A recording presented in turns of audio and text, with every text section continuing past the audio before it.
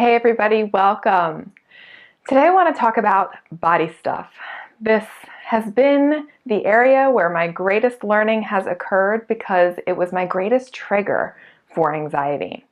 My pattern, my fear pattern, would be to feel some kind of symptom that fell off and totally freak out about it. It would be the absolute end of the world. There was no in between. It was either I was totally okay or it was something horrible.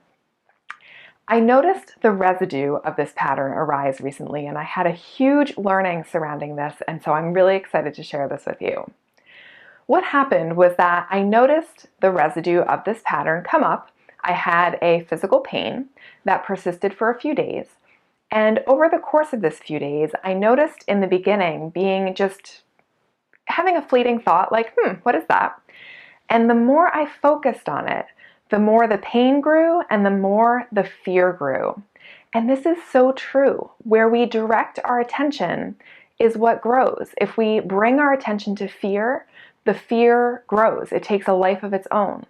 But the flip side is also true, thank goodness, that when we direct our attention to spirit, our awareness of love's presence will return because love is all there is.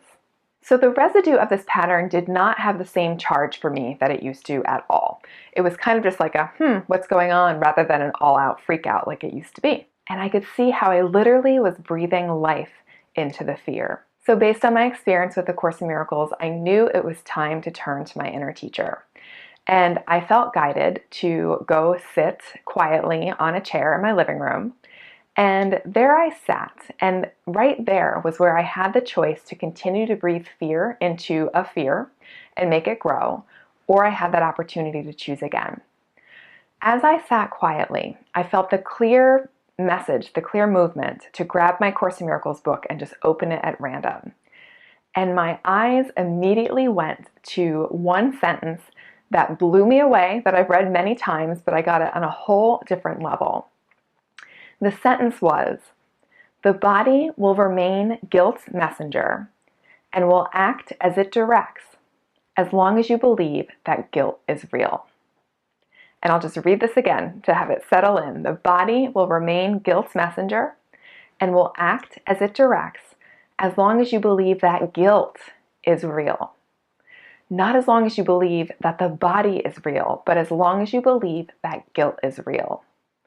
So boom, there I was hit suddenly with this realization that if the body is neutral and can be guilt's messenger, if we believe guilt is real, by believing guilt is real, we're essentially agreeing to the laws of the world, of aging, of sickness, of death, all those things.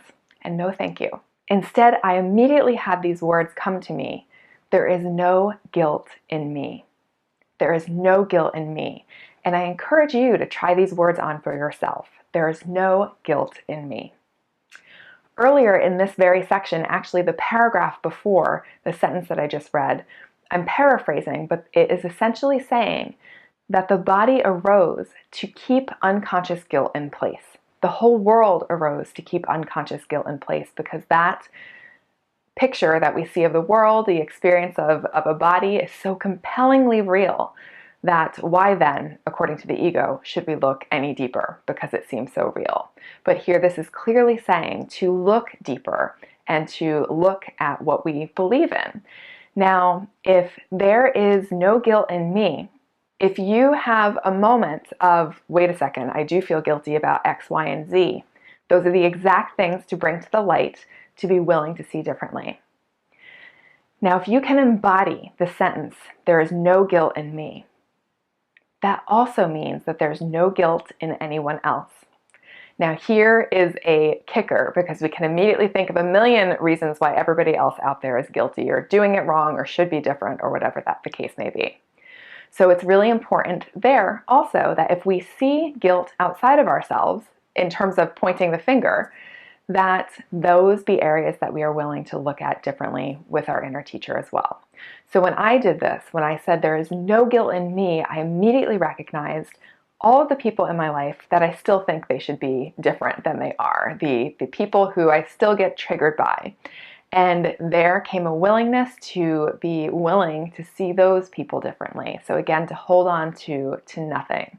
with this idea that there is no guilt in you, there is no guilt in me. Whatever it is that we think we did in this lifetime, spirit, truth, love, God, whatever you want to call it, remains unchanged. That eternal light still is.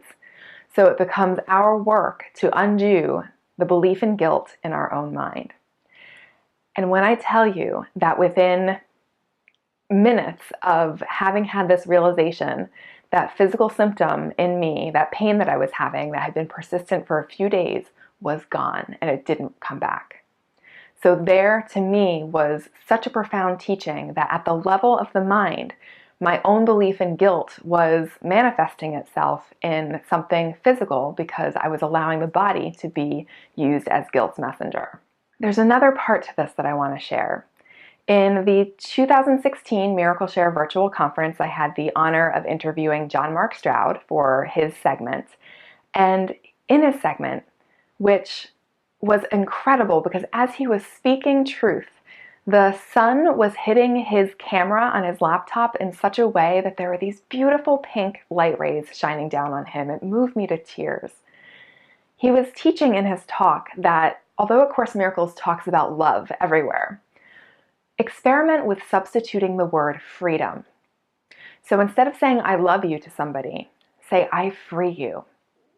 And immediately you might see all the ways in which you have expectations. You have, things that you're attached to in terms of how that other person needs to be, what role they play in your life.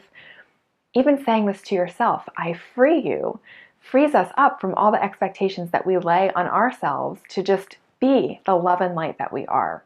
So I started saying this to myself too. I free you. And I started freeing everybody in my life that was coming up who I was still perceiving as guilty. I free you, and in that freedom, there's no guilt. So to sum this up in a nutshell, there is no guilt in you. There is no guilt in me. And if guilt arises that you immediately feel like that statement isn't true, those are the exact areas to look at with your inner teacher, to be willing to see differently. Also, if you're not guilty, that means everybody else isn't guilty also. And so the thoughts that come up immediately about who else is guilty, who else is not behaving the way that you think they should, those are the areas to, again, look at with your inner teacher, to be willing to see differently. As we release our perceptions, as we release the ways that we are clinging to seeing, we make space for the awareness of love's presence to return.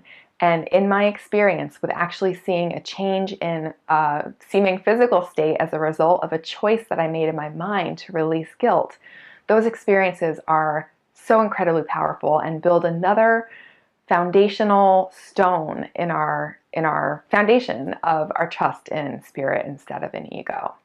So I hope that was helpful. I love you. Thank you.